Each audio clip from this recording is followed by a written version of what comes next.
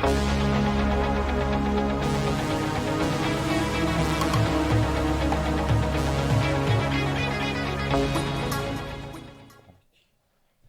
şəxsi inkişafına fikir verən insanların kanalı 2X-in bugünkü qonağı marketinq sahəsində uğurlu addımlar atan Zik kitabının müəllifi və BNX platformasının strategiya rəhbəri Orxan Şahbazovdur. Xoş gəlmisiniz Orxan bəy. Çox sağ olun Necəsiniz? Babək bəy. Yaxşıyam. Siz necəsiniz? Sağ olun, yaxşı olasınız. Orxan bəy, bizdə podkast şəxsi inkişafla bağlıdır. Biz çalışırıq ki, Azərbaycan ümumiyyətlə dəyərli beyinlərini dəvət eləyək. Ümumiyyətlə Azərbaycanda podkast da artıq efirə oxşamağa başlayır. Baxırsınız, bəlkə də qarşınıza çıxır. Sadəcə rəqəmlər üçün qonaqlar çağırılır ki, onlar baxış verəcək. Dostlarla komanda ilə oturanda düşündüm ki, bizdə siyahıda kimləri dəvət eləyə bilərik, kimlər Azərbaycanda izləyənlərə öz fikirləri ilə, həyat tərzi ilə nümunə ola bilərlər. Biz də siyahımızın başlarındaydınız Orxan bəy və Sağ olun. suallara keçək Orxan bəy. Orxan bəy, marketinqdə ən çox rast gəlinən səhv nədir və yeni başlayanlar hansı tövsiyələr verə bilərsiniz yeni başlayanlara? Bir roadmap verməli olsanız bu nə olardı? Mənim ixtisasım biznes idarə etməsi və marketinq olub. Araşdırmalar, təcrübələr, hamısı öyrəndiyim bütün məlumatlar. Bunda arxa fonunda psixologiya, sosial psixologiya dayanır, fəlsəfə dayanır. Hamısı kompleks şəkildə birləşir və marketinq də formalaşır. Marketinq bir insanı, məhsulu və ya xidməti A nöqtəsindən B nöqtəsinə gətirmə prosesidir. Proses budur. Azərbaycanda bunun ziddiyyət tərəfləri mentalitetlə dünyəvi o sekulyar marketinqi birləşdirməyin çətin olmasıdır. Yəni biz misal üçün taksi qəzası baş verdi, uçan taksi deyirlər adına. Orada bir şirkət götürüb bunu reklama çevirmişdi və bu mənəviyyatımıza zidd bir şeydir. Amma real time marketinq üçün çox yaxşı bir detal idi. Qəşəng bir reklam gedə bilərdi. Amma Azərbaycan mentaliteti buna uyğun deyil məsələsi. Tənqid olunur amma. Bəli. Birinci ən böyük məsələlərdən biri marketinqin mental qəliblərlə uyğunlaşması çox vacibdir bizdə. Çünki dünyəvi bir şeyi gətirib bura yerləşdirəndə üst-üstə düşmür və uğursuz reklam alınır, uğursuz strategiya alınır. Birinci detal budur. İkinci, yaradıcılığı Azərbaycanlılara uyğunlaşdırılması çox vacibdir. Çünki mən bir şey yarada bilərəm, amma qarşıdakıya uyğun deyilsə, o sistem işləməyəcək. Nümunə olaraq deyə bilərəm. Məsələn, bir coffee shop üçün belə bir reklam hazırlamışdıq. Xanım oturub deyir ki, səndən kofenin oxşar cəhəti bilirsən nədir? Hər ikinizin üzü qaradır, amma kofe adamı xoşbəxt eləyir. Üz qarası sözünü götürürük. Bizim mentalitetimizdə var da bu cümlə. Kofeyə assosiasiya edirik və ortaya belə bir maraqlı viral reklam çıxır. Və ya quru təmizləmə yerinə lap ağını çıxarırıq sloqanı. Ağ və ağını çıxarırıq. Hə.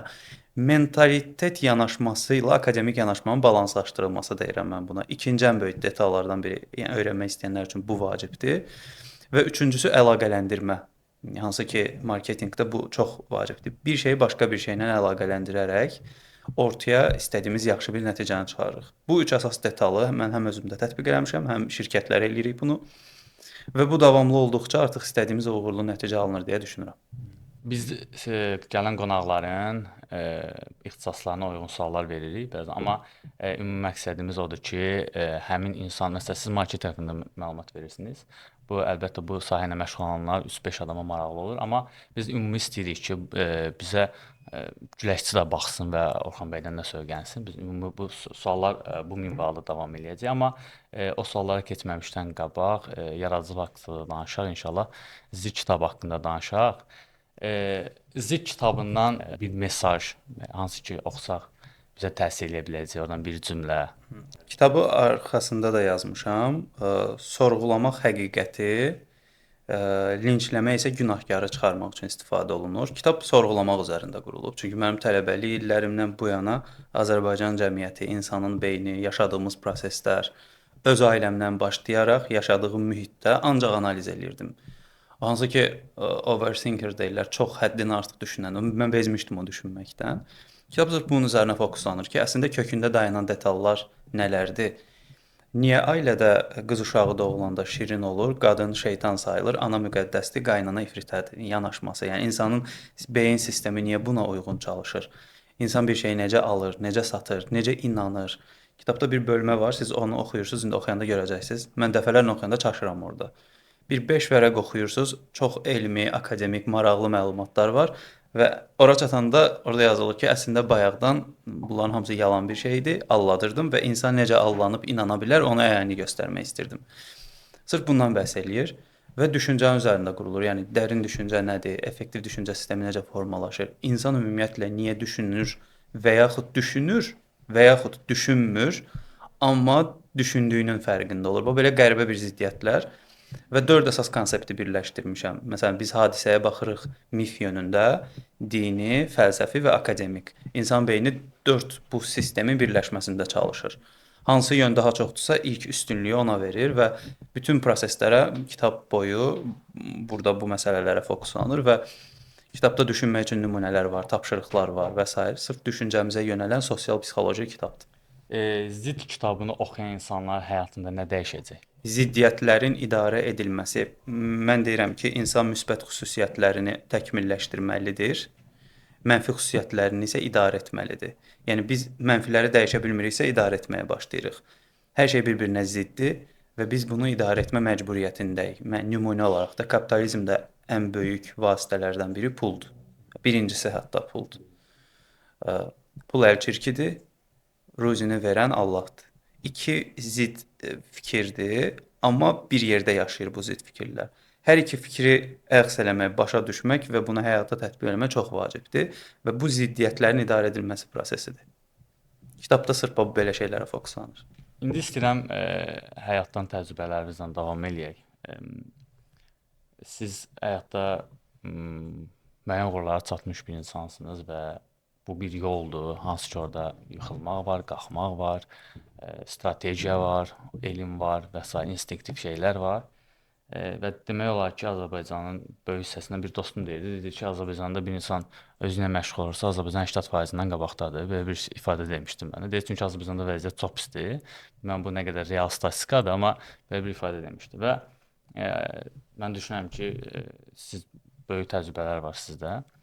Uğursuzluqdan qorxan bir gəncə nə məsləhət görə bilərik? Ən böyük qorxulardan biri, bir də elə bir burada bilirsiniz nə var psixoloji olaraq? Qorxu və fobiya məsələsi. Qorxunun sistemləşmiş və oturmuş versiyasına fobiya deyirəm. Məsələn, biri var mən deyirəm ki, Babək bəy məni podkasta çağırıb, narahatam, nə danışacağam, qorxuram, birdən belə bir sual verə bilər, buradan əksiyim var. Məsələn, biri var qorxuram, getmək istəmirəm, anlıq duyğu yaşayıram. Bir də var fobiya qurmuşam. Gedəcəm, orada işıqlar var, mənə baxacaqlar, qıraqdan kimsə nəsə deyər, mübahisə düşər. Bu fobiyadır. Azərbaycan gəncinin böyük əksəriyyətində bu fobik davranışlar var. Çünki ən böyük bəlalarımızdan biri başqasının bizi linçləməyi ön plandadır. Onlarda və bizdə anlayışı var, sosial mediada nəsə paylaşırlar. Onlarda yaxşı bir şey olur xaricdən, amma bizdə olanda nəsə gülməli. Fövqəladə hallarla bağlı bir video paylaşmışdılar. Onlarda fövqəladə belə müxtəlif şey göstərir və bizdə fövqəladə o yayılan videonu paylaşırdılar. Yəni insanlar özlərini əzirlər və bu əyləncəli bir versiyaya düşür və adiləşir də duyğular. Birinci bax narahat olduğumuz məqam budur. Mən tələbə olanda fikir verirdim. Ən yaxınında olan adamlar həmişə sənlə əylənirlər. Yəni biraz da belə bunu məişət üslubuna salsan məzələnirlər. Yəni ən yaxınında dost hesab elədiyin adamlar sənə məzələnərək davranırlar. Qəribə bir detaldır. Bu bizim mental qəliblərlə əlaqəlidir həm də. Bax həmin o məzələnmək anlayışı son nəticədə bizim yaşımız artır, təcrübəmiz artır, bizdə o fobiyaları daha da dərinləşdirməyə başlayır. Çoxlu insanlarla işləyirik, şəxsi brendinq, marketinq işləri. Biz qarşıdakı insanı danışdırırıq və ilk böyük qorxusu və fobiyası mənə pis rəylər yazsalar nə olacaq? Pis olsa necə olacaq? Və çox qəribədir. İşlədiyimiz bütün müştərilərin hamısında birinci iş yoldaşları lağ eləyir. Sonra ətrafındakı adamlar, sonra sosial media.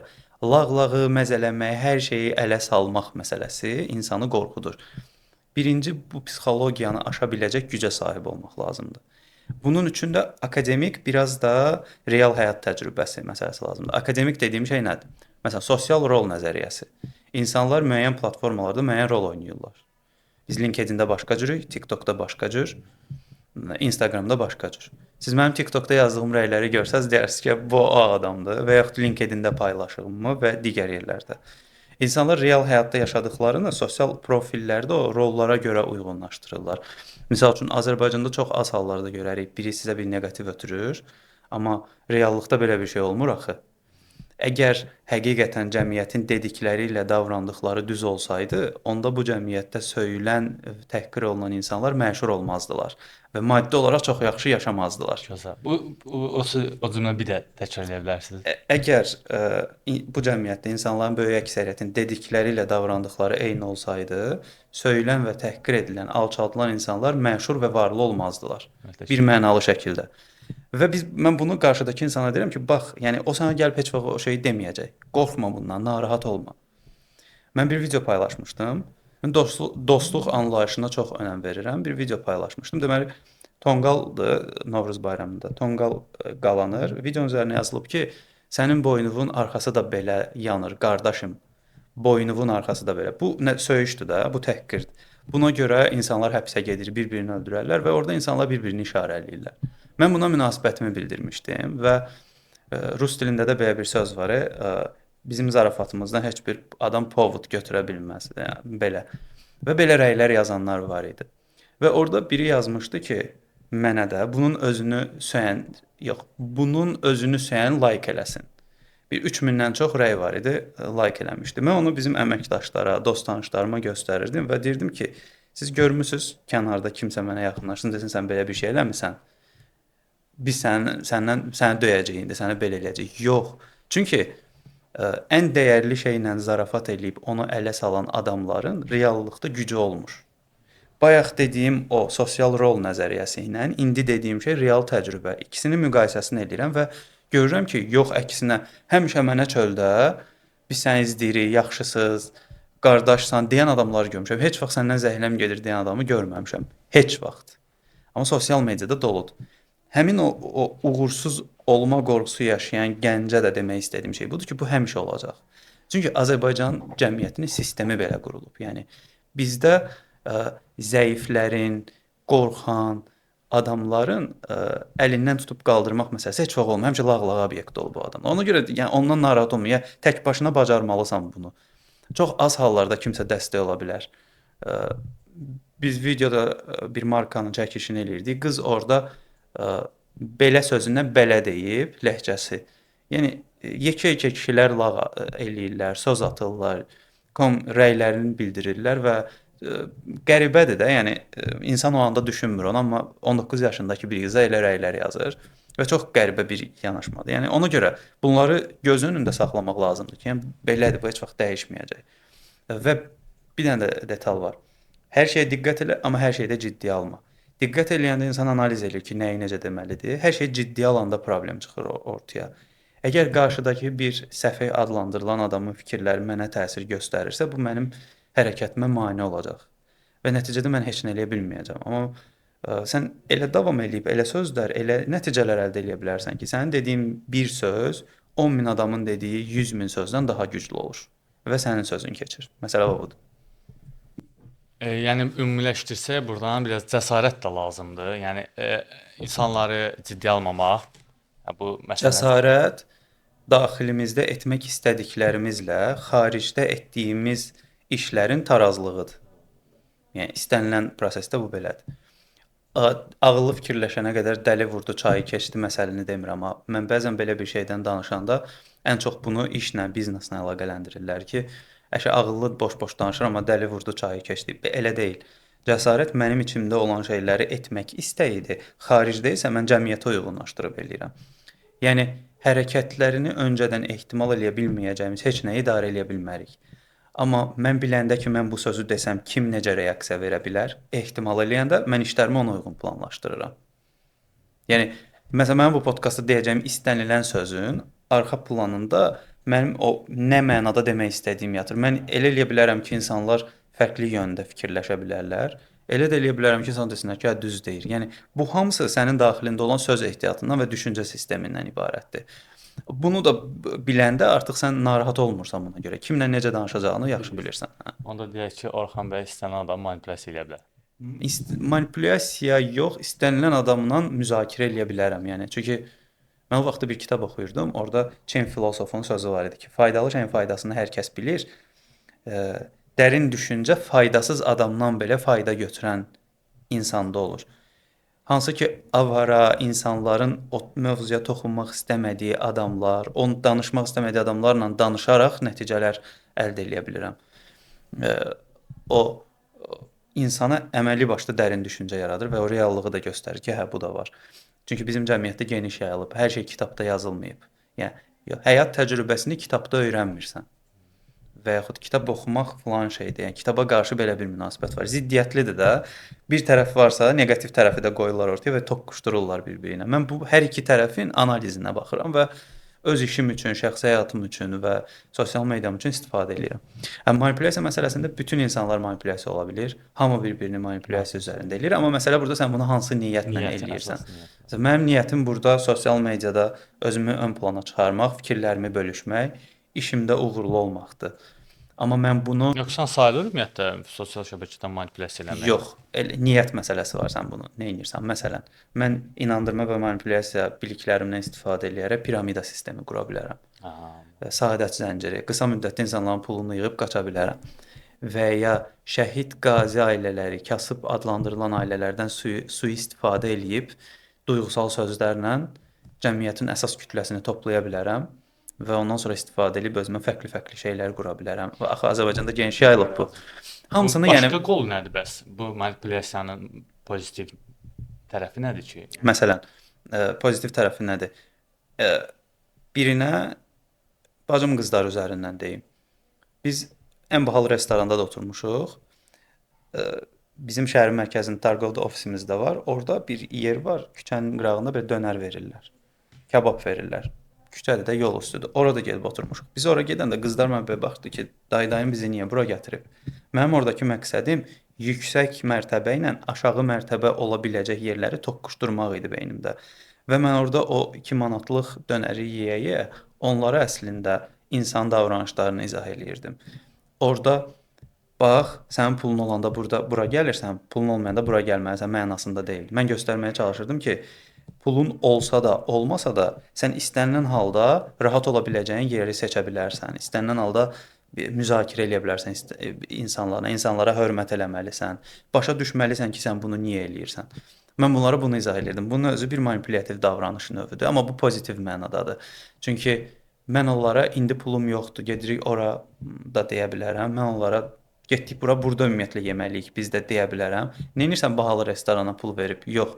Mən öyrədərək, həm də o prosesi idarə eləyərək, həm özüm öyrənirəm, həm onlar öyrənir, həm onlara aşılırım ki, bu proses necədir. Bunun özü bir manipulyativ davranış yönümüdür, amma pozitiv mənadadır və onlar oradan nəsə öyrənirlər. Azərbaycanda da nəinki Azərbaycanda, ümumiyyətlə dünyada tendensiyadır. Bu get-gedə də məncə daha da artacaq bu tənbəllik. İşlər nə qədər rahatlaşırsa, insanın fəaliyyəti o qədər azalır da. Üstün zəka olsun və başqa şeylər olsun. İnsan əməyi get-gedə azalır və baxırıq ki, insan modeli ofisdə belə əyilmək doğru gedir. Yəni, biz nə qədər hərəkət edirik ki, maşın, ofis, oturaq falan. Bu da bizdə həm ruhi problemlər də yaradır, həm fiziki problemlər də yaradır. Mən bilmək istəyirəm ki, Orxan bəy özü tənbəlliklə və işləri ertələməklə necə mübarizə aparır? Prokrastinasiya, ertələmə məsələsi və tənbəllik. Belə bir cümlə var. Komfort zonasından çıxmaq lazımdır. Mənə görə yanlış cümlədir. Çünki insan hər şeyi komforta görə eləyir. Təbiətə qaydanda keçmişdə biz komfort tapmaq üçün yaşayırdıq. Mübarizə aparırdıq, qidalanırdıq, əldə eləyirdik nə isə və formalaşdıra bir yerə çatırdıq. Bunun özü bir komfort yaratmaq üçündür. Amma komfort zonasından çıx cümləsi burada bir səhvdir. Necədir? Bizi ətalətdə, hərəkətsizlikdə saxlayan komfort zonasını dağıtmaq necə olur? Bunun mən şəxsən özümdə və düşünürəm ki, bu bütün insanlar üçün belədir. 3 tərəfi var. Hərəkət, A nöqtəsindən B nöqtəsinə getmək. Çünki marketinq texnikalarıyla, neqativ manipulyasiyalarla, təbliğatlarla insanların davranışlarını dəyişə bilərik. Amma insan təbiəti heç vaxt dəyişmir. Yəni bizim təbiətimiz hərəkət üzərində qurulub. Hərəkətsizlik insanı axmaq eləyir. Hərəkət etməliyik biz. Sistem budur. Hərəkət yoxdursa, orada nəticə olmayacaq. Çünki hərəkətdə insan bioloji olaraq aktiv bədənə sahib olur deyə söhbət idmandan bədəni böyütməkdən və professionallıqdan getmir, hərəkətdən. Və insan zehni daha uğurlu formada çalışır. Bu birinci detal. İkinci detal, oxuduqlarımızın, öyrəndiklərimizin və ümumiyyətlə vaxt ayırdığımız şeylərin böyük əksəriyyətinin bizə və maddi və mənəvi geri dönüş tarazlığı. Yəni söhbət nədən gedir? Mənim burada çıxışım mənə mənəvi və maddi olaraq geri dönə bilər. Necə? Podkastda danışırıq, mövzu müzakirə edirik, bu alqoritmlərə düşür, kitab var, biz bir-birimizi tanıyırıq, sosial mediada bunu paylaşırıq. Bu mənim gələcək karyeram üçün çox uğurludur. Və mənəvi olaraq da uğurludur. Çünki sevdiyim bir yerdəyəm, mən söhbət eləməyi çox sevirəm. Yəni əslində maddi və mənəvi geri dönüşü olacaq bir yerdəyəm. Bunun özü insanın təkmilləşdirməsində dayanır. Tənbəllik sistemində də belədir. Məsəl üçün oturub saatlarla kitab oxuyuram, amma mənə geri dönüşü yoxdur axı bunun. Və ya bir iş görürəm, heç bir geri dönüşü yoxdur. Standart rutin şeylər məni yavaş-yavaş o oturaq vəziyyətə salır və mən bezməyə başlayıram. İkincisi budur. Ona görə bunun tarazlığını tutmaq məsələsi lazımdır. Üçüncü bir şey, təbii zövq alacaq şeylərin formalaşdırılması məndə tənbəllik və ertələməni aradan qaldırdı. Təbii dediyim şeylər nədir? Sistem o qədər qarışıqdır ki, resurslar çoxalır, vasitələr çoxalır, əlçatanlıq asanlaşır. Bunun özü hərəkətsizlik üçün nəzərdə tutulur. Və son nəticədə mən zövq ala bilmirəm.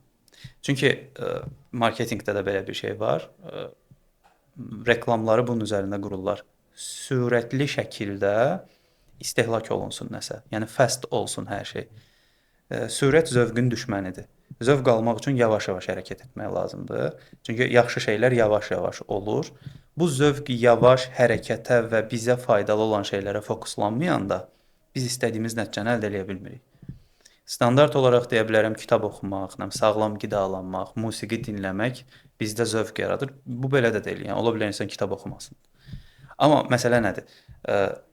Nümunə olaraq deyirəm. Mən velosiped sürməkdən zövq alıram. Bunun mənim işimə faydası nədir? Mən velosiped sürəndə ideya fikirləşə bilirəm. Çünki bədənim hərəkətdədir, ideya mənə daha çox gəlir. Biz iri markaların ideyalarını mən velosiped sürərək tapmışam. Zövq aldığım yer velosiped sürməkdir, işə fokusluyuram və mənə geri dönüşü var bunun.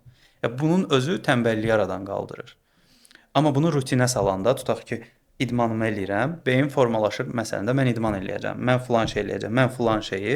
Burada zövq alma prosesi rutinə keçdiyi zaman sən onu effektiv şəkildə özündə bərpa eləyə bilmirsən. Yəni zövq rutin, təkrar olunan bir şey deyil. Zövq anlıq gəlir və gedir. Ona görə bunları sistemli, bu 3 dənə məsələni sistem halına salanda tənbəllik və o ertələmə, prokrastinasiya aradan qalxmış olur. Mənə aid olan bir detaldır deyə özümdən daha yaxşı deyə bilirəm. Mən düşünürəm ki, bunu insan özünə tətbiq eləyəndə effektiv nəticəsini görə bilər. Orxan bəy, bəzən dostlarımızla otururuq, deyirik ki, bəs ideya var, gəlin bunu eləyək, falan eləyək. Ən çox eşitdiyim cümlə nədir stolda? Bacarmayacaq. Mən bacarmaramla necə mübarizə aparaq? Mənə görə dost ideyaların desert tərəfini danışmaq üçündür. Əsas yeməyi isə yadlarla eləmək lazımdır. Çünki bu Azərbaycan mentalitetində belədir. Təəssüf ki, bunu dəyişmək mümkün deyil. Çox az hallarda kimsə olar ki, o ideyanı bir yerdə həqiqətən içdən hiss eləyib müzakirə eləyə bilər. Tutaq ki, mənim şəhid əsgər yoldaşım və dostum var idi, Murad. Kitabın ilkin ideyasını onunla müzakirə eləyirdik. Yəni adamla müzakirə eləyəndə gözünə baxırdın ki, işıqlıdır gözü də. Yəni içdən hiss eləyir ki, mən ona dedim ki, kitabımı təqdim eləyəcəm bir gün və deyəcəm ki, mənim belə bir dostum olub və mən hiss edirdim ki, o mənim kimi sevinir ona. Çox az hallarda belə bir hissi insan yaşaya bilir. Çox təəssüf ki, sistemimiz belədir bizim. Ona görə dostlarla işin desert tərəfini müzakirə eləyəndə daha maraqlı olur. Çünki biz içdən hiss eləyirik ki, bax mən bunu eləmək istəyirəm. Onlar başlayır ələ salmağa, zarafatlaşmağa və s. və biz qırılırıq ki, axı o mənim dostumdur, niyə belə eləyirik? Çünki ola bilər o bizim kimi düşünmür, ola bilər ona maraqlı deyil. Ola bilər ümumiyyətlə onun dostluq anlayışı o yöndə deyil və s.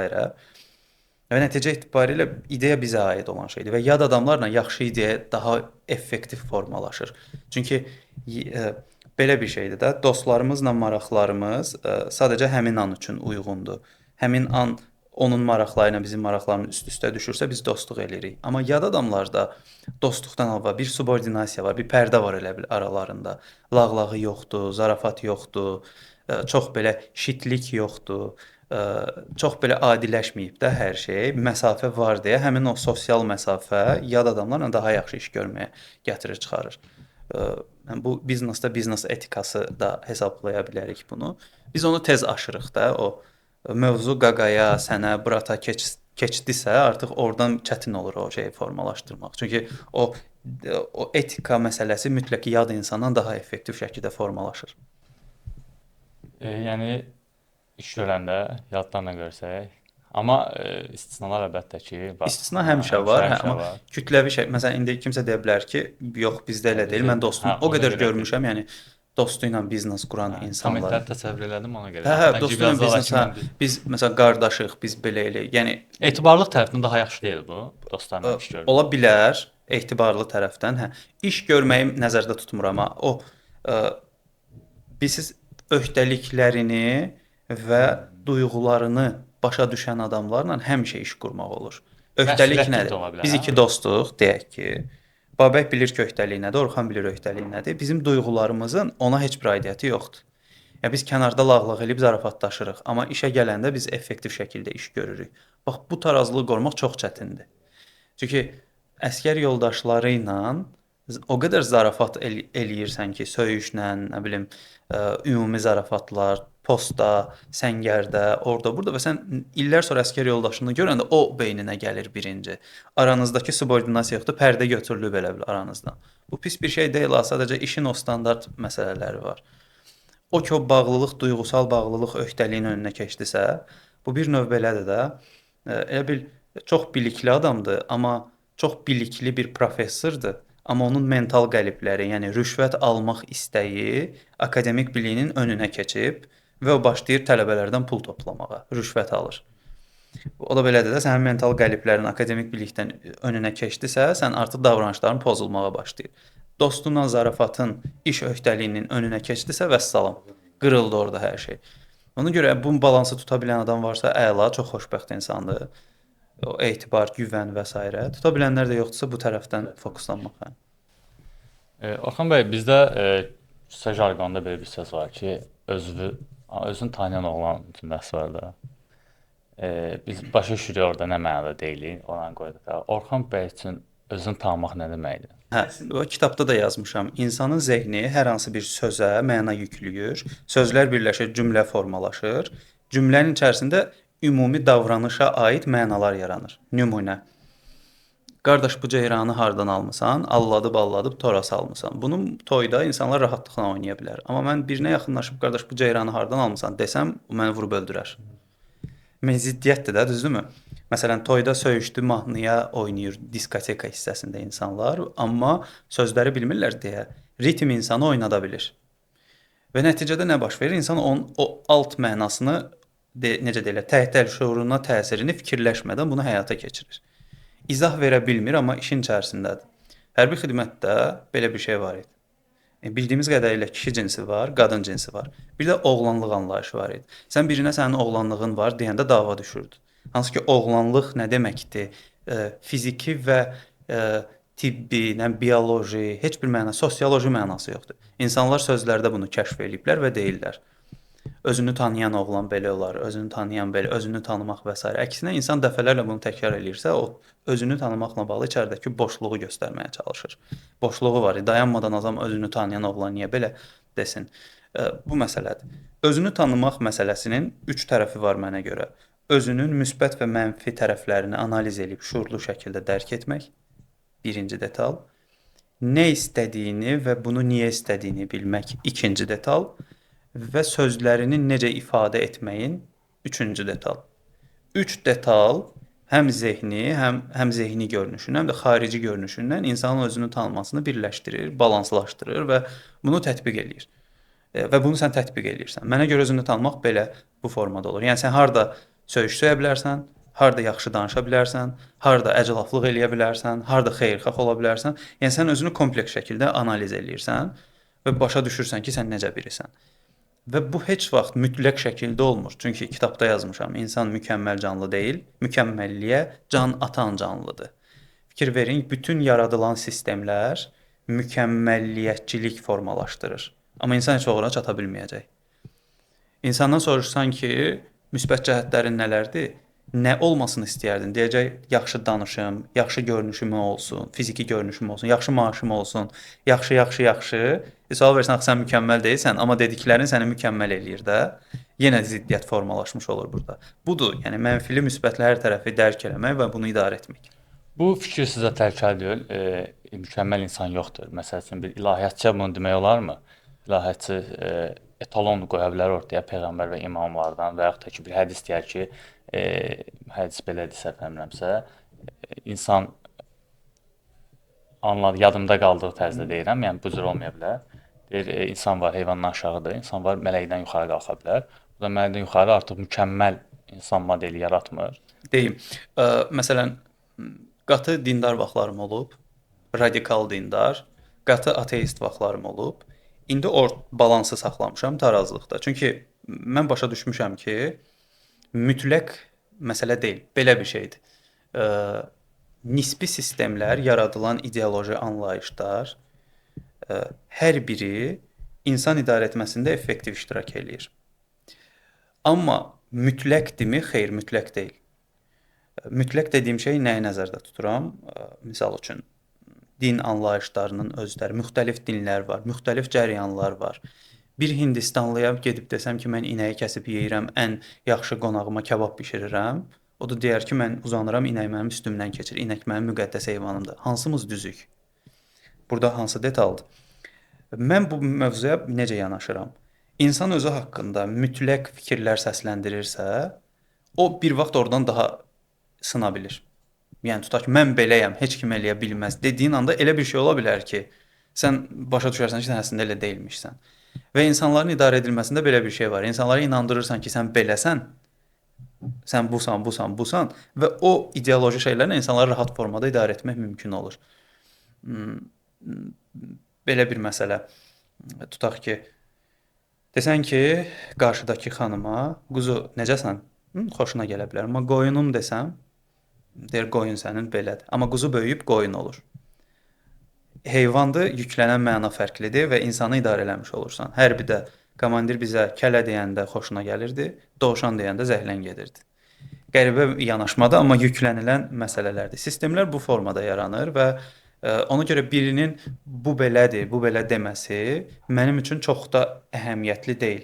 Əgər mənim inandığım şeylər mənə və ətrafımdakı insanlara ziyan vermirsə, mən bunu çox rahatlıqla həyata keçirə bilərəm. Əgər ateistin dediyi fikirlər başqalarını səhv yönə yönləndirmirsə, dindarın dediyi fikirlər başqalarına pis təsir eləmirsə, özü üçün istənilən bir şey deyə bilər. Özünə mükəmməl desin, özünə zəif desin, fərqi yoxdur, nə deyir desin, başqalarına ziyan vermədiyi müddətcə insanlar istədiklərinə inanmaqda, istədiklərinə tətbiq etməkdə sərbəstdirlər. Yəni siz deyirsiniz ki, və ola bu fikir deyə bilərlər, mən də başqa fikir deyirəm. Mübahisəyə açıqdır. 100%, yəni mükəmməl insanda yoxdur. Eynən. Beynim mən bilirsiz necə işləyir? Analiz məsələsi. Tutaq ki, adam bir sözü deyir, yəni mənə nifrət eləyir. Mənə nifrət eləməyin səbəbini araşdırmaq onun mənə nifrət eləməsindən daha önəmlidir mənim üçün. Çünki insan nifrət eləyəndə daxilində duyğular var. Duyğular mənim araşdırma sistemlərimdən biridir və mənim xoşuma gəlir bu. Biri söyür. Bunun səbəbi nədir? Biri gülür, əylənir. Yəni insanların niyə belə etdiklərinin səbəblərini axtarmaq və insanların niyə elə etdiklərinə fokuslamaqdan daha maraqlıdır mənim üçün. Ona görə mənə artıq maraqlı deyil biri bunu deyəcək, biri pozitiv deyəcək, biri dalaşmaq istəyəcək, mübahisə edəcək. Yox, onun elə eləməsinin mənim üçün araşdırma obyektidir artıq və bu mənim üçün çox xoşdur. Sizcə hər fikri istənilən yerdə demək lazımdır, yoxsa hər fikrində özü bəzi yerdə susmaq lazımdır? Yəni məsələn, bayaqki o şeydə deyirdim ha, nə deyəcəyin yox, necə deyəcəyin önəmlidir. O insanın özünü tanımaq məsələsi. Necə deyəcəyini bilirsənsə, sən rahatlıqla istədiyin yerdə istədiyin şeyi deyə bilərsən. Məsələn, bir həqiqəti istənilən yerdə demək olar. İstənilən yerdə deyə bilərik. Çünki situasiya kənarda daha doğrusu hadisələr kənarda baş verir. Bizim ona necə reaksiya verməyimizdən asılı olaraq o yönə formalaşacaq. Məsələn, sevdiyiniz yeməyi yeyəndə həyəcanlanmısınız heç? Yəni evdə tək yemək yeyirsiniz, həyəcanlanırsınız və əliniz qolunuz əsir. Yox, təbii ki. Yox da.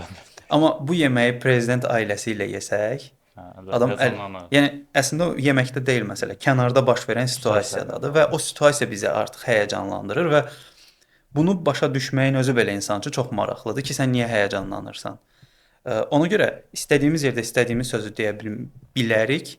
Necə deməyimiz vəziyyəti necə idarə olunmasını orada göstərəcək. Mən düşünürəm ki, siz ümumiyyətlə marketinq sahəsində məhsul satmaqdan əlavə fikir də yaxşı, fikrin satışı da yaxşı olmalıdır. Eynən. Mən buna çox önəm verirəm, amma bir də burada bir xarakter prinsip məsələsi var da.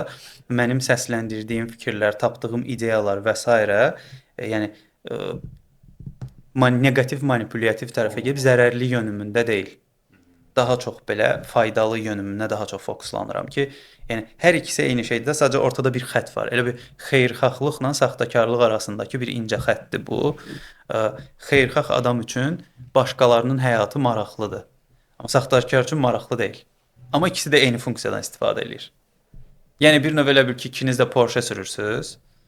Biri sürətlə sürür, insanlara mane olur, biri də normal qaydalarla gedir, amma ikisi də Porsche sürür də. Deməli Orxan bəy, mən tədrislə məşğulam, dərs deyirəm, müəlliməm, həm də proqramlaşdırma sahəsi üzrə Java dərsləri deyirəm. Bir tələbəm var idi. Ona dedim ki, bəs niyə ciddi yanaşmırsan, niyə oxumursan? Dedi ki, dedi baba mən ümumiyyətlə nə istədiyimi bilmirəm. Yəni nə istədiyini bilməyənlər necə danışmalıyıq, nə deməliyik, nə ki tövsiyəniz var? Məsələn, nə istədiyini bilməyən adam orada kursda nə istəyir bəs? Niyə ora gəlib? Oxumurdu. Və dedim niyə oxumursan? Dedim ümumiyyətlə həvəsim yoxdur və ümumiyyətlə həyatda nə istədiyimi mən bilmirəm. Mən doğrudan bunu istəyirəm ya yox. Və ümumiyyətlə nə istədiyimi bilmirəm dedim.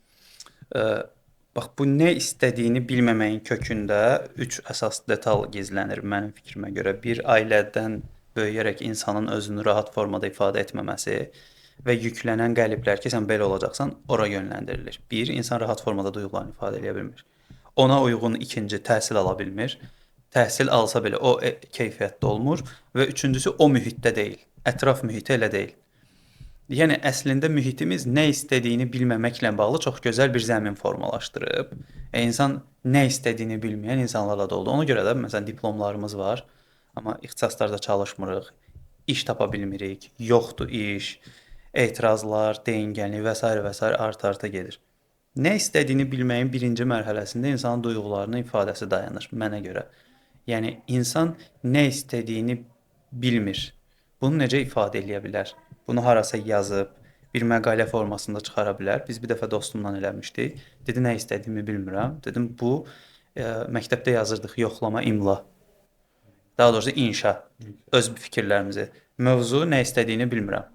Mövzusunda inşa yaz. Adam 4 cümlə yaza bilmədi.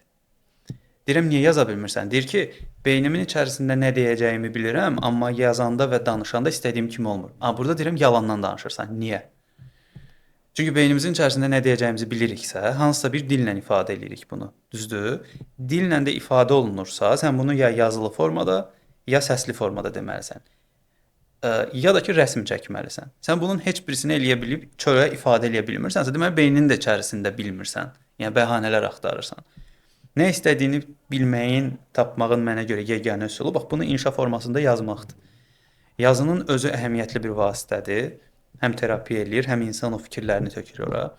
Yazanda belə insan beynində mükəmməlliyətçi şeylər formalaşdırır deyə onunla üzləşə bilmir. Bilirsiniz nəyə oxşuyur? Kimsə öz bürcünə əclaf və ifritə dediyini görmüsünüz? Yox. Mən auditoriyada test eləyirəm. Deyirəm ki, həyatınızda əclaf və ifritə insanlar var. Yəni, hər kəs əlini qaldırır. Deyirəm, bəs ailəsində qardaşı, bacısı, anası, atası əclaf olan adam var ya ifritə? Heç birimiz əlimizi qaldırmayacaq da. Çünki bəs bu qədər ifritə insan, əclaf insan necə formalaşır?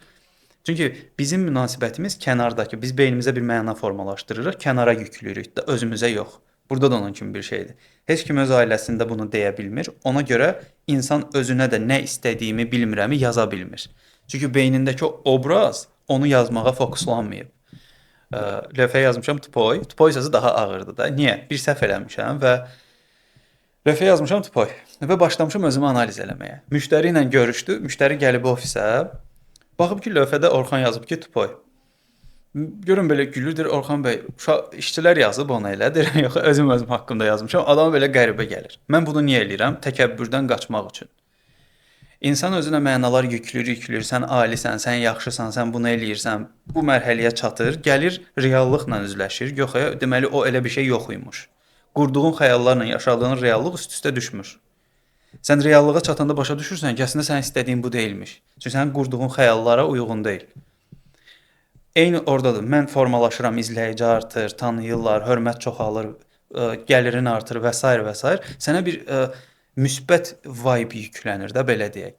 Amma sən bir səhvdə onu lövhəyə yazıb niyə toy olduğunu əsaslandırırsan, bu səni təkəbbürdən qaçmağa, özünü yüksək qiymətləndirməyə, mən beləyəm deyib yüksək mərtəbəyə qoymaqdan salır aşağı. Qoymursan ora çatasan. Çünki ora çatsan orada euforiya var. Çünki ora çatsan nə istədiyini bilməyəcəksən. Sən onu ora yazırsan ki, sən özünün səhvini orada rahat formada görə biləsən. O bayaq ona görə deyirdim, müsbət tərəflərimizi qaldırırıq, mənfiləri idarə eləyirik. Sən o mənfiləri davamlı analiz eləməlisən ki, yaxşı idarə eləyə biləsən onları. Bax o nə istədiyini bilməmək məsələsi o yazmaqdan başlayır. Davamlı özün haqqında yazırsan. Bizə bir cəmiyyətdə mental cümlə var. Çox dərinə getmək lazım deyil. Çox düşünmək də bir şey deyil. Çox düşünmə adamın başını xarab eləyir. Burada çox düşünmək adamın başını xarab eləmir əslində. Çox düşünə bildiyini düşünmək adamın başını xarab eləyir. Yəni sən düşünürsən, elə bilirsən ki, çox düşünürsən, amma eyni düşüncəni təkrar-təkrar fırlayırsan. Çünki kitabda da yazmışam, düşünmənin son nəticəsi səbəb-nəticə əlaqəsidir. Bir səbəb var, bir nəticəyə çatmalısan. Əgər nəticəyə çata bilmirsənsə, deməli sən düşünmürsən. Düşünə bildiyini düşünürsən, belə deyək, bir fəlsəfi tərəfdən. Bax bu nə istədiyini bilmək məsələsi burada formalaşır. İnsan elə bilir ki, hə, o həqiqətən nə istədiyini bilir, xəyal qurur, gəlir reallıqda görür ki, yox, elə deyil. Və biz onu yazanda biz başa düşürük ki, reallıq nədir? Yəni mən Amerika təcrübəsi, qlobal, sekulyar düşüncə, biliklər və s. əla, amma mən bunu Azərbaycana tətbiq eləməliyəm. Deyək ki, xəyallar və öyrəndiklərim bu, reallıq isə bura. Mən bunu balanslaşdıra bilməyəndə nə istədiyimi tapa bilməyəcəm. Məsələ budur. Elə bir Amerika kitablarında nə yazılırdı? Sən oxuyurdun, deyirdi ki, mən öz işimə qarajda başlamışam. Amma Azərbaycanda qarajın olması üçün sən varlı adam olmalısan. Sən də bunu oxumusan bir dənə bir yerdə. Necə varlı ola bilərsən? Məsələ budur. Nə istədiyini bilmək məsələsi orada formalaşır. Daim motivasiyalı olmaq mümkün deyil əlbəttə ki. Biz motivasiyasız dövrümüzdə nə ilə özümüzü ayağa qaldıraq? Belə bir cümlə kitabda əslində onu yazmışdım, sonra çıxartdım, amma ikinci kitaba qeyd eləmişəm. Əgər sən daim motivasiya və xoşbəxt olmaq istəyirsənsə, səndə 3 hal var. Ya başın xarab olub, psixoloji dərin problemlərin var, ya kayfdasan, nəsə maddə atmısan, təsir altındasan, ya da ki, özünü yanlışlığa sürükləməklə məşğulsan. Maksimum ola bilər ki, insanları manipulyasiya eləməklə məşğulsan. Niyə? Çünki motivasiya sözün kökü emotivə, hərəkət etməkdir, yəni A nöqtəsinə. Bizi hərəkətə gətirəcək vasitədir motivasiya. Amma bilirsiniz nəyə oxşayır? Oturmusan dünyanın ən yaxşı maşınının içərisində, benzin yoxdur. Benzindən əlavə sürmə bacarığın yoxdur. Maşını sürə bilmirsən. Bundan da əlavə sürücülük qaydalarını, yol hərəkəti haqqında qaydaları bilmirsən. Bax bu qaydanı bilmək, sürmək, bacarıqlar disiplindir. Benzin isə motivasiyadır. Oradan kimdənsə pul tapıb benzini maşına vura bilərsən, amma sürə bilmirsən axı son nəticədə. Sürsən belə qaydaları bilmirsən axı, ilişəcəksən. Ona görə bunların yenə də tarazlıq məsələsi. Səni hərəkətə gətirən bir şeyin ardı bacarıqla formalaşa bilər. Başqa variant yoxdur. Sən qızışdın, özündən çıxdın ki, sabahdan başlayıram. Arxada bacarıq yoxdur. Bir də buradakı uçurum nədən yaranır? Bu məndə də olmuşdu. Xəyallar həmişə böyük olur, uçsuz bucaqsız olur. Reallıqda isə o deyil. Yəni sən deyirsən ki, sabahdan başlayacağam 10.000 addım atmağa. Amma 10.000 addım atmaq böyük işdir. Yəni çətin bir şeydir.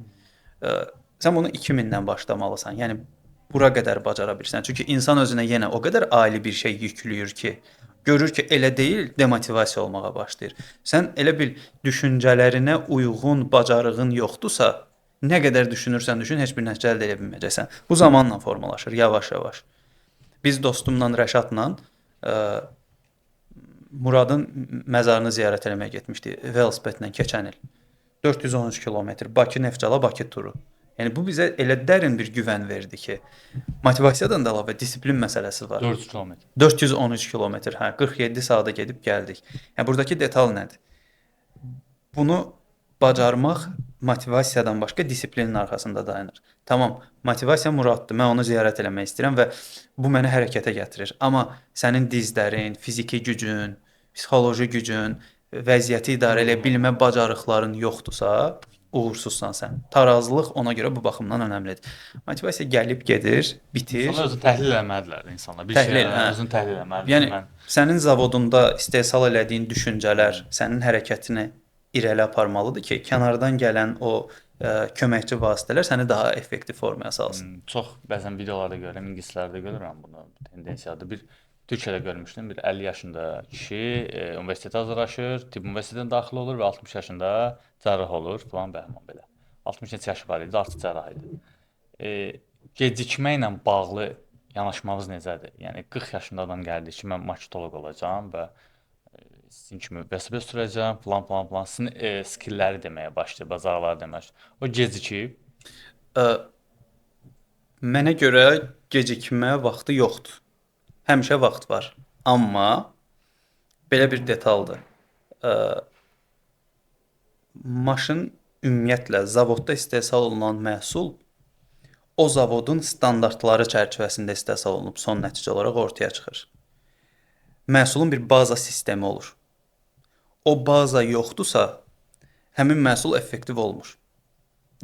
Əgər bizim o baza sistemimiz müəyyən yaş mərhələsində formalaşmırsa, istədiyimiz zaman istədiyimiz hər şey eləyə bilərik, sərbəst ola bilər. Amma son nəticədə biz onu əvvəlki kimi eləyə bilməyəcəyik. Ümumi olaraq eləyəcəyik, amma bizim bazamız yoxdur. O fundament yoxdur. O sistem yoxdur deyə biz o istədiyimiz nəticəni istədiyimiz kimi əldə edə bilməyəcəyik. Fundament özü də sonradan əldə edilmiş ola bilər. Ola bilər. Amma ki yenə ilkdən fərqli olacaq. Yəni bir növ belədir də, deyək ki bizim pulumuz var milyardlarla, biz maşın istehsal eləyəcəyik. Bir də Mercedes zavodu ilə müqayisə edirik. Adamların illərdir fundamenti var, amma biz ilk başlayırıq. Bir yaş məsələsi də belə bir şey. Onun istehsal elədiyi maşının dəyəri və keyfiyyəti daha güclü olacaq. Çünki onda struktur, baza var. Amma bizdə yeni başlamışıq deyə biraz zəif olacaq. Həmin eyni situasiya burada da baş verəcək. Yeni başlayanda o itirdiyimiz şeylər məsələsi var. Amma burada bir dənə də detal alternativ dəyər. İqtisadiyyatda opportunity cost, əldə etdiyimiz şeyin dəyəri itirilən şeyin dəyərindən daha üstün olanda biz alternativ dəyərdə oluruq. Yəni əgər mənim əldə edəcəyim şeylər məni daha da yüksəldirsə, mən bunun üzərinə gedirəm və eləyirəm. Amma yenə də o baza məsələsi çox vacib detallardan biridir. Ona görə məncə insan istədiyi hər şeyi eləyə bilmə ehtimalı var. Amma ki əsas baza bir şeyi götürməlidir, ona maddi və mənəvi olaraq geri dönməlidir ki, o həyatda yaşasın və sonradan öyrəndiyi şeylər isə onun daha yaxşı zövq almasına şərait yaratmalıdır. Yəni deyək ki, mən karateni sevirəm. Mən karatedən professional məşğul olurdum, qara kəmər almışdım. Bu arada Təvəkkül müəllimə də burdan salamlarımı çatdırıram. Yəni adam bildiyimiz filosofdur. Düzü çox tanınmalı. Hazır fəaliyyətdədir. Yox, fəaliyyətdə deyil, təqaüddədir. Yəni bizə karatenin o sirlərini, mənəviyyatı, insana dəyər öyrədirdi həmişə. Bu mənə hərbidə çox kömək olub. Həm yəni gücünü idarə etməyi öyrədirdi adam bizə. Çox bilikli insandır. Həyatıma təsir göstərən ən güclü insanlardan biridir. Birincisidir. Məsələn orada o disiplin karate, amma indi mən fitnesslə də məşğul oluram. Crossfit də olur, ara sıra boks olur, ara sıra döyüş növləri MMA ola bilər. Amma bunlar mənim həvəsləndiyim yerlərdir. Mən burada professional olmayacağam. Həvəsim üçün eləyirəm. Çünki mənim 33 yaşım var, mən öz işim var və mən bunları sadəcə zövq almaq üçün, özümü gücləndirmək, fiziki formamı formalaşdırmaq və özümü müdafiəmi artırmaq üçün eləyirəm. Demək istədiyim budur. Əsas var, sən bunun üzərinə əlavələr eləyirsən. Məsəl üçün də iki marketoloq var. Biri ikisinin də 45 yaşı var. Biri 35 yaşında başlayıb. Biri universitet vaxtının birinci kursundan başlayıb və Azərbaycanda ikisi də öz sözünü demiş adamdır sayəsində. Orxan bəy onlara baxıb tapa bilərmi ki, hansı fundament yoxdur, hansı sonradan başlayıb? Ehtimal eləyə bilərəm, amma tapmaq əgər professionallıqsa biraz çətin olar. Ona görə ki, mənim yaş və təcrübəm onlardan azdır və belə deyək də, onlar mənim yaşımın 2 qatı qədər təcrübə keçə bilərlər. Çünki marketinqdə təcrübə çox vacibdir. İkinci vacib olan detal yaradıcılıqdır. Onların hansı yaradıcıdır? Ola bilər ki, mənim elə ideyalarım var ki, onların ideyalarına qat-qat yaradıcıdır. Amma adamların illərlə təcrübəsi olduğuna görə mənim yaradıcılığım orada geri plana düşə bilər. Bu bir növ o professional döyüşçülərin texnikalarına bənzəyir də. Yəni iki döyüşçüdür, çox güclüdür, amma təsadüfən güləş fəndinə düşəndə biri daha yaxşı güləşir deyə onu keçə bilər. Yaradıcılıq və təcrübə marketinqin onurğa sütunudur. Yəni illərlə təcrübəsi olan adam elə bir yaradıcılıqda səhv eləyə bilər ki, mən ondan güclü ola bilərəm. Ya da elə bir təcrübəsi ola bilər ki, mənim yaradıcılığım orada işə yaramaz. Bu tarazlıq yenə məsələsi özünü Yəni hər şey göstərir. təcrübə deyil. Hər şey təcrübə deyil. Hə. Özəlliklə marketinqdə yaradıcılıq Yaradıcı məsələsi adam. çox vacibdir, hə. Yəni kimisə bir 10 illik karyerasını, 2 illik karyerası və kreativ yaradıcı adam gəlib üstələyə bilər. Eləyə bilər, hə. Amma onun təcrübəsi məsələsini də arxa plana atmaq olmaz. O yaradıcı adam elə yerdə elə bir söz işlədə bilər ki, hansı ki o təcrübəli Təcrübə adam, lazımdır hə, orada. orada təcrübə lazımdır və yaradıcı adam uduza bilər. Siz bayaq dediyiniz kimi o uçan taksidəki buraxılan səhv, Ay sağ olun. ona Hə. təcrübə olacaq. Hə. Sonda 3 sual verəcəm və 3 sual qonaqlardan istəyirəm. Məsəl üçün, yəni oxuduğunuz ən yaxşı 3 kitab falan bu minvalda olacaq. Belə başlamaq istəyirəm. Həyat keyfiyyətini dərhal artıran 3 sadə dəyişiklik nə ola bilər? Orxan bəy üçün 3 sadə dəyişiklik. 1 hərəkət. hərəkət, idman ola bilər. Çıx elə, idman eləmə, hərəkət elə, gəz. Mütləq şəkildə. Birinci bu. 2 tək şəkildə, tək bacara biləcəyimiz nələrisə sahib olmaq. Hansı ki, bunu biz tək eləyəndə xoşbəxt oluruq, bundan zövq alırıq. Bunu bir növ döyüşə hazırlaşan idmançının mindseti, düşüncə sisteminə bənzətmək olar. Tək başına bir şey bacara bilən insan komandada çox yaxşı uğurlu olur. Yəni sən tək başına bir şey eləyəndə başa düşürsən ki, sən nəyə qadirsən və nəyə, hara qədər gedə bilirsən. Bu çox vacibdir. Yalnız olmaq, insanlardan uzaqlaşmaq yox ha, bu parazit psixologiyadır mənə görə. Təklikdə bacara biləcəyin şeylər. Çünki fikir vermisiniz, insan nə eləsə də axşam ki uzanırsan yerinə, tək o özü-özünü mühakimə eləməyə, özü haqqında düşünməyə başlayır insan. Hansı ki orada qorxuları çıxır ortaya, özü-özünü ifadə eləyir, amma gizlətməyə çalışır. Fərqli-fərqli situasiyalar yaşayır da. Bu olmaması üçün tək başına bacara biləcəyimiz nələrəsə sahib olmalıyıq mənə görə. Və üçüncü detal, çox yaxşı ünsiyyət sistemimiz olmalıdır. Çünki nitq karyeramızın onurğa sütunudur. Əgər yaxşı danışıq bacarığına sahib deyiliksə, bizi qəbul eləməyəcəklər. Çünki nə bildiyimizi izah eləmək üçün biz danışmalıyıq. Danışa bilmiriksə ki, mentalitetimizdə də danışma məsələləri var ki, hansı ki susturulmaq və s. şeylər ki, bu çox üst səviyyədədir deyə insanlar çox da danışmağa fokuslanmırlar. Və bu yoxdursa, sən artıq duyğularını bastıracaqsan və həmin o duyğular başqa yerdə, başqa formada ortaya çıxmış olacaq. Yaxşı danışmalısan ki, mükəmməl işlər görə biləsən. Xüsusi təlimlər alırsınız danışıqla bağlı, nitqlə bağlı? Tələbə vaxtı almışam, getmədiyim təlimlər qalmamışdı Azərbaycanda, layihələr və s. amma bilirsiniz mənim beynimdə necədir? Mən təlimləri tək başına özümü necə daha yaxşı formalaşdıra bilərəmi yaratmaq üçün öyrənirdim. Çünki ən yaxşı yenə də özümüzük, ən yaxşı yenə də özümüz tapacağıq. Bu fikrə də sahib olmuşdum. Dünyada nələrisə kəşf edən insanlar dünyanın ən yaxşı universitetini bitirən insanlar olmayıblar. Heç onların dövründə universitet olmayıb. Bir növ bu universitet təbliğatları ən yaxşı, ən şeyləri kapitalizmin tərkib hissəsidir ki, insanlar ora can atırlar ki, son nəticədə də pul ödəyirlər də ona, pulları çıxsın. Yaradıcılıq sənət deyil, məşğuliyyətdir. İnsan özü üçün nələrsə yarada biləndə, məşğul olanda daha yaxşı təkmilləşmiş olur. Ona görə mən ona fokuslanırdım ki, mən özüm üçün nə eləyə bilərəm. Və marketinqdə bir dənə controversial marketing anlayışı var. Burada nədir? Siz danışdığınız yerdə elə sözlər istifadə edirsiniz, elə səhvlər buraxırsınız ki, qarşı tərəflər onu bilir, həmin o səhvləri götürür, sizə qarşı propaganda kimi istifadə edir. Amma onun xəbəri yoxdur ki, bunu sən özün şərait yaratmısan. Ona görə mənim haqqımda görə bilərsiniz, kimsə desin yaşam koçudur, kimsə desin egoistdir, kimsə desin özünü psixoloq kimi göstərir, kimsə desin məsləhət verir. Yəni bilərək akademik bir məlumatı qəsdən səhv formada dediyim şeylər olub podkastlarda. Amma heç vaxt özünüzü elə təqdim eləməmisiniz. Heç vaxt özümü elə təqdim etmirəm. Bu səbəblərin arxa planında controversial marketing dayanır. Sən bilərək bunu eləyirsən ki, bu adam səni propaganda eləsin. Yəni mən əslində ona şərait yaradıram ki, məni pisləyərək tanıtsın. Təbii ki, onun xəbəri olmur da, o qızışıb özündən çıxır, deyir bunu və mən heç onun açıqlamasını da vermirəm. Heç vaxt soruşmam. Yox, o mənə yaşam koçu desin. Amma mənə lazım olan şey onsuz da o idi ki, sən məni önə çıxar. Hə, ə, ola bilər burada indi sual yarana bilər ki, adam özü haqqında niyə mənfi fikir formalaşdırsın? Burada ikinci mərhələ çıxır ortaya. Hamı həmişə bizim istədiyimiz formada bizim haqqımızda demir, danışmır. Düz deyil? Hər kəs özünə uyğun şəkildə yönləndirir də. Sən bunu eləyirsən ki, hər kəs özünə uyğun şəkildə yönləndirsin və sonra sən çıxıb deyəndə ki, yox, bu filan şey belədir. Bu daha çox müzakirə səbəbi olur ki, doğrudan adam belə imiş. Düzdür? Məsələ odur.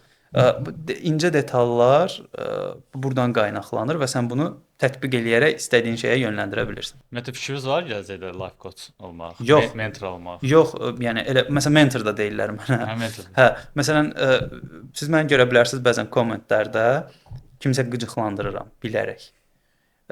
Yəni bu da şuurlu propaganda fəaliyyətidir ki, qəsdən edirəm. Yəni hər şeyi şuurlu şəkildə eləyirəm əslində mən. Alqoritmlərin mənəviyyatı yoxdur sosial media üçün. Sosial media maraqlı deyil. Orda dindar dinə dəvət eləyir, yoxsa ateist insanlar belə eləyir. Sosial media belədir. Neqativ yazdığı rəyin çox da mənə təsiri yoxdur. Yazsın da. O yazır, alqoritm işləyir, hə. Çünki hörmət məsələsi sosial mediada formalaşmır. Sosial mediada fikir formalaşır. Hörməti real həyatda qazanırsan. Bir mənalı şəkildə. Mən buna fokuslanıram. Sosial mediada 10 adamın dediyi şeyin atırıq kənara. Real həyatda bir adamın hörməti məsələsini qazanmaq çox çətindir. Mən ona görə bura fokuslayıram hər şeyi və kütlənin qarşısına çıxanda da sən bunları artıq vasitə kimi istifadə edə bilirsən. Amma sizcə uğurlu insanların 3 ortaq vərdişi nədir? 3 ortaq vərdişi uğurlu insanların birinci detal davamlılıq.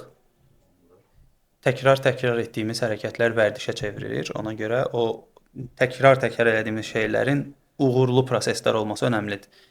Yəni davamlı qəlyan çəkmək.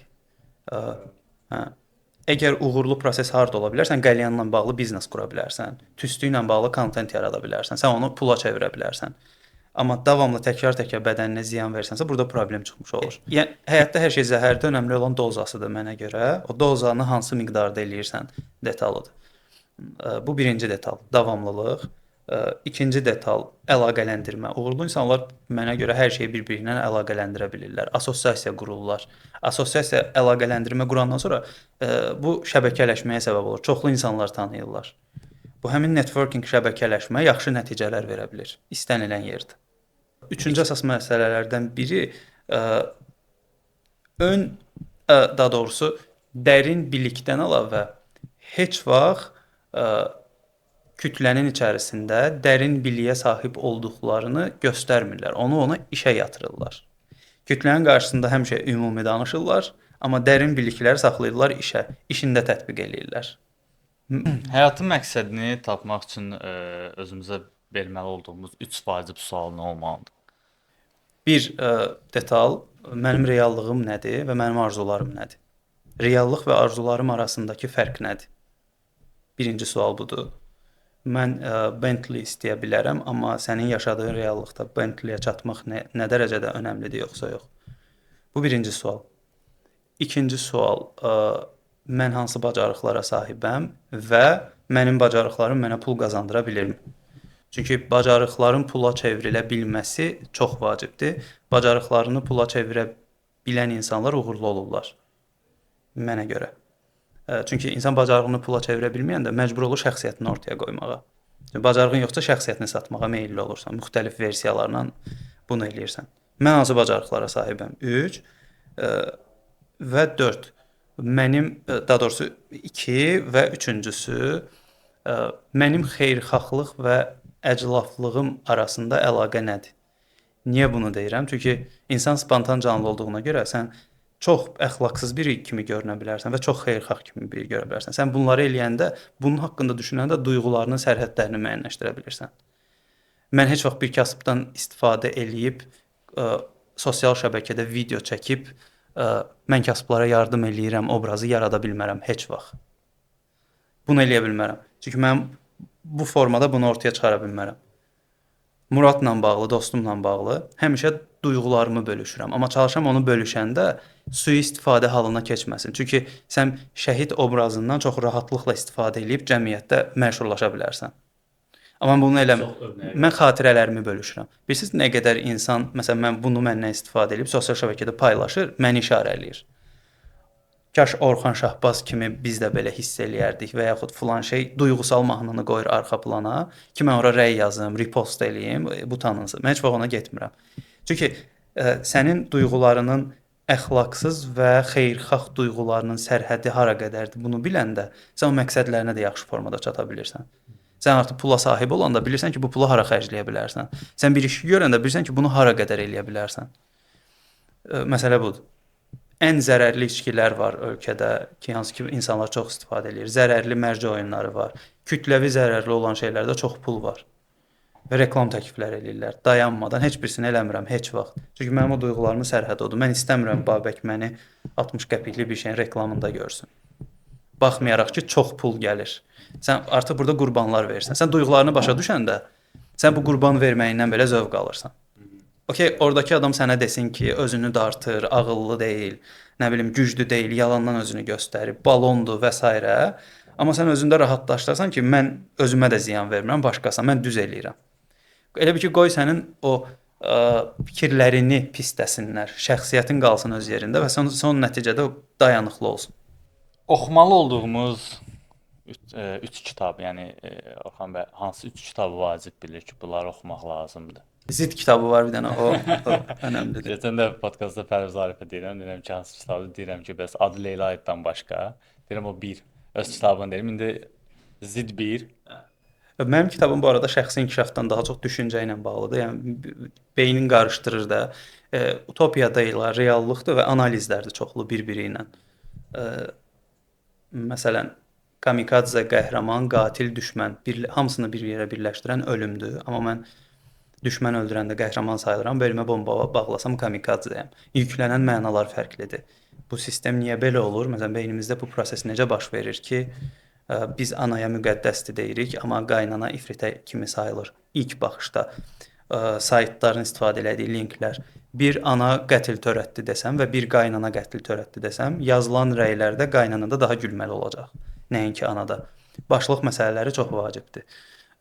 Zid ona görə bundan bəhs eləyir. 2. Mənim oxuduğum kitablar fəlsəfi, psixologiya, marketinq yönümündədir. Şəxsin kitabı oxuyursunuz? Əvvəllər tələbə vaxtı lap çox oxuyurdum.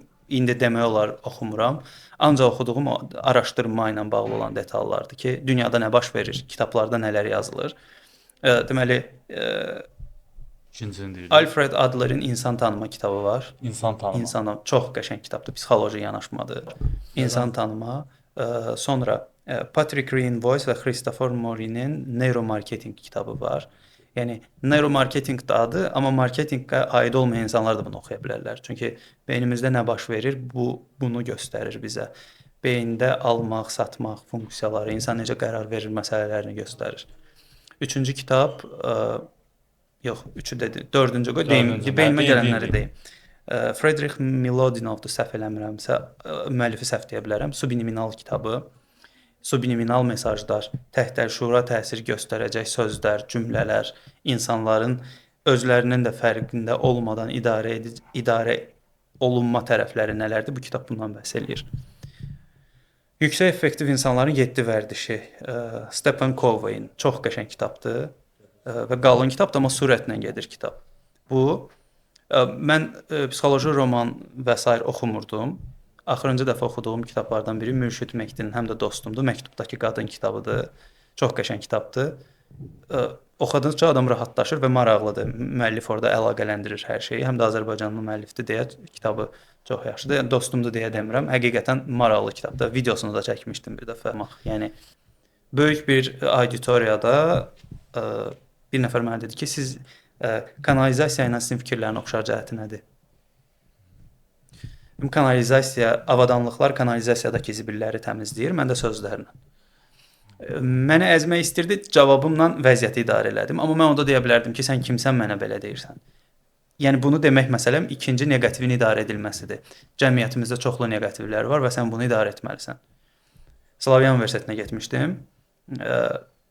Çıxışdan sonra bir tələbə götürüb videomu paylaşıb. Video yazıb ki, Mahir Aybrat Bakı Slavyan Universitetində. Arxada da Mahir Aybratın videosu, mahnısı. Sizi də etiketçiyib. Etiketləməyib, qoyub da. İndi lağlağı Qabaqdır. mənasında qoyub. Nə gülən var, ciddiyə alan var və s. Əsaslandırıb onu niyə Mahir abi? Yox, sadəcə qoyub onu Yəqin. belə gülür. Tələbədir də birinci kurs. Məsələn, mən ona mənə niyə belə elədin? Sən kimsən ki, elsən yanaşmadım. Girdim rəyə, rəy yazdım bir dənə. Ki sözləri dedi Reski, Orxan Şahbazski, getdi dərin söhbətlər tələbələrlə Slavyanski. 1000-dən çox like gəlmişdi və 100 mindən çox baxışı var idi videonun. Və cəmaət baxırdı ki, adam şeydir də, yəni bunu rahat qəbul elədi. Bu, onu mən orada yaza bilərdim. Sən kimsən ki, mənim kimi adama belə demisən? Okay, problem yoxdur, yazsın da. O hansı niyyətlə eləyib eləsin, əsas mənim necə reaksiya verməyimdir axı. Proses budur. Ya məsələn keçən səfər kişi və qadın münasibəti ilə bağlı bir fikrimi bildirmişdim. Bir qadın yazmışdı ki, indiki kişilər də Sultan Süleyman deyil. Mən də yazmışdım ki, çox sağ olun Hürrəm xanım. Məsələn, rəyə çoxlu like gəlmişdi də. Yəni sən elə deyirsən, mən də belə cavab verirəm. Mən xoşlayıram belə şeyləri. Neqativin idarə edilməsi çox vacibdir. Neqativə pozitiv məna yükləmək ki, sənə təsir eləməsin. Söz, neqativin idarə edilməsi və fikirlər olur ümumiyyətlə kommentariyalarda. O qədər. Siz necə yanaşırsınız, necə reaksiya edirsiniz? Bayaq dedim, yox. Hamısı, yəni təhqirədir. Çünki bayaq dediyi nümunələr biraz yumor açıqdır, amma təhqir biraz yumor açıq olmur. Necə olur? Öz səhifəmdə baxıram o təhqirlər, hansı ki sosial medianın qoyduğu şeylər, qaydalar var da. O adam səni söyəndə o avtomatik bloka gedir, ya komment silinir, ya məhdudlaşır. Deyilən heç bir təhqirin mənə çox da təsiri yoxdur. Yəni mən onun təsirini hiss eləmirəm. Yəni o mənə dedi, "Ayda, mənə niyə belə dedi?" Hə, yəni. Məsələn, yolda bir rəydə yazmışdı, "Bunu yolda tutsam belə-belə eləyərəm." Mənə. Niyə də? Okay, yəni mən bilirəm ki, o eləməyəcək. Hətta belə bir detal olmuşdu, bunu da maraqlı olsun deyə deyim. Bu oğlanların söyüşü bir-birinə o boynu yoğun söhbəti ilə bağlı bir videomda bir oğlan yazmışdı ki, mənə belə deyən, mən dostumla belə zarafat eləyirəm. Bizim zarafatımızdan deyən oğlanı belə-belə eləyərik. Oğlanı işarələdim, yazdım ki, sən də, sənin dostun da TikTokda ikiniz də belə-beləsiz. Plazanın adı 4-cü mərtəbə gözləyirəm sizi saat 9-a qədər. Deməli, rəyə harca bir 2000-dən çox like gəlmişdi. Cəmaət gülür. Oğlan o aqressivləşib yazmısınız? Yox, qəsdən. Mən bunu TikTokda yazmışam ki, alqoritm işləsin də. Çünki nə heç kim ora gəlməyəcək. Nə bir dəfə biri mənə yazıb ki, nömrəvi ver. Yazmışam 102. Sonra birində olub nömrəmi vermişəm, zəng elib, uşaqların ofisdə oturmuşuq. Deyir ki, görüşək, deyirəm problem yoxdur. Saat 2-də gəl sosun yanına. Bu gəlib ora. Yığıb ki, hardasan? Deyirəm ki, ofisdə. Demədin sosun yanına gəl. Deyirəm ki, mən sənə dedim ora gəl. Demədim ki, mən də gələcəm. Sən xəstəsən, əminə telefonda başlayır. Bu bilirsiniz nədir? Yəni bu nə üçün eləyirəm bunu? İnsanın dediyi sözlərlə göstərdiyi davranışlar tarazlıqda olmayanda o dəli vəziyyətinə düşür də bilmir nə edir, ya qarışır beyni. Mən bunu tarazlıqda saxlamağa çalışıram ki, yəni söyüş belə olsun, dediyi sözü elə yerdə deyirsən ki, o davranışınla üst-üstə düşsün. Yerlə göy qədər fərqi olmasın. Ona görə o detaldır. Sistem özü bloklaya bilir. Ya məsəl üçün üz siması xoşuma gəlməyən tiplər olur da. İndi bu mənim travmamdan irəli gəlir, hərbidən gəlir, yoxsa xoşuma gəlmir, atıram bloka. Tipi xoşuma gəlmir. Kişi ola bilər, qadın ola bilər və s. Amma bunu yəni qəsdən şey eləmirəm. Bir də insan səndən zəhləsi gedən insanlar həmişə söz olur axı. Mən insanların şəxsiyyətinə bir sözüm yoxdur, amma bizim müəllimimiz deyir də həmişə bir insana qulaq as, ammaya qədər qulaq as, ammadan sonra dedikləri hamısı həqiqətdir. Ammadan sonra başlayır döşəməyə də sənə bunu deyir, onu deyir. Çünki başqalarının fikirləri mənə maraqlıdır. Hətta söysə belə, amma mən bunu ciddi alacaq qədər özümdə kompleks yaratmıram. Çünki mənim necə reaksiya verəcəyim önəmlidir. Elə sakit formada deyə bilərəm ki, o ondan narahat ola bilər. Maşınımı vurmuşdular, oğlan düşdü, başladı söyüş söyməyə, səsimi də çıxarmıram. Hansı ki, çox əsəbiyəm də o anda. Video registrator çəkir. Beləsiz, eləsiz, nə bilim nə. Sonra biz o hüquqi məsələləri olanda oğlan məndən üzr istəyəndə yəni orada baxırlar axı ki, rəsmilər adam harda xidmət eləyib, mənim harda xidmət eləmişəm və nə vaxt xidmətim olub və s. və üzr istədi ki, bilmirdim bağışda. Amma mən ona orada demişdim ki, oğlanın atası məndən üzr istəyirdi ki, oğlumun başı xarabdır, nə bilim nə belə. Demişdim, o mənə atamı söyəndə səni fikirləşmirdisə, mən niyə səni fikirləşim? Bir dənə cümlə, vəssalam. detal budur. Yəni buna fokuslananda başa düşürəm bu çətindir. O şey yaratmaq insan özündə rahatlığı. Ha, bu arada bu o demək deyil, gəl mən söy mən rahatam və s. o mənada yox. Amma insanın niyə elədiyini başa düşəndə sən onu başlayırsan yönləndirməyə. Ya belə əsəbləşdiyim anlar da olur. Beynim də çönür. Özümdən çıxıram, qışqırıram və s. şeylər, amma təkmilləşmə nədir? Əsəbi anında belə özünü idarə eləməkdə. Yəni onu idarə edə bilmirsənsə vəssalam. Orxan bəy, son olaraq bütün kanallara verdiyim sualı da sizə də verəcəm. Təsəvvür eləyin, bütün Azərbaycan sizi dinləyir, mikrofon əlinizdə və bir dənə şey istəyəcəksiniz və bütün Azərbaycan buna əməl edəcək. Bu bir şey nə olardı? Qəşəng sualdır. Və nə desəm əməl eləyəcəklər də, hə? Bu bir növ Azərbaycanda nəyi dəyişmək istəyirsiniz kimi bir sualdır əslində. Deyərdim ki, hər şeyə inanmayın, özünüz düşünün.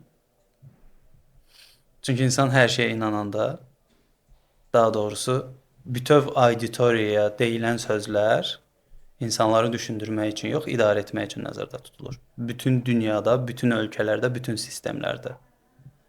Çünki çoxluq düşünmək üçün nəzərdə tutulmur. Çoxluq qurmaq və dağıtmaq üçündür. Ona görə deyilən sözlər ya ona nəsə hərəkətə gətirində ya nəsə qursun, ya da nəyisə dağıtması üçün nəzərdə tutulur. Ona görə deyərdim, hər şeyə inanmayın, özünüz düşünün və əgər əməl olunacaqdırsa, çox güman məni olduğum mövqedə insanlar aşağı düşürdərdilər. Çünki insan özü düşünməyə başlayanda özü ora qalxmaq istəyir də, düzdür? Hamı birləşib gəlib sən oradan vuracaqdılar, belə. Yarı zarafat, yarı gerçək insanın çalışma sistemi belədir. Çox sağ olun Orxan bəy, dəvətimizi qəbul etdiyiniz üçün. Çox gözəl. Siz də sağ olun. Podkast oldu həqiqətən. Ümumiyyətlə mən seçiş getdiyini belə istəmirəm. Bir söhbət eləyirdik. Çox şey öyrəndim. İnşallah baxanlar da podkastdan çox şey öyrənərlər. Son olaraq nəsə demək istəyirsiniz? Təkmilləşdirin özünüzü, yaradıcı olmağa çalışın. Məsləhət deyil, sadəcə təklifimdir. Çünki yaradıcılıq sənət deyil, məşğuliyyətdir. Bütün insanlar yaradıcılıqla məşğul olmalıdır ki, özünü birinci yaratsın, sonra işini, sonra gələcək həyatını və beləcə bu yaradıcılıq insanın daha çox zövq almasına səbəb olur. Hər kəsə doya-doya zövq alacağı həyatı yaşamağı arzu edirəm.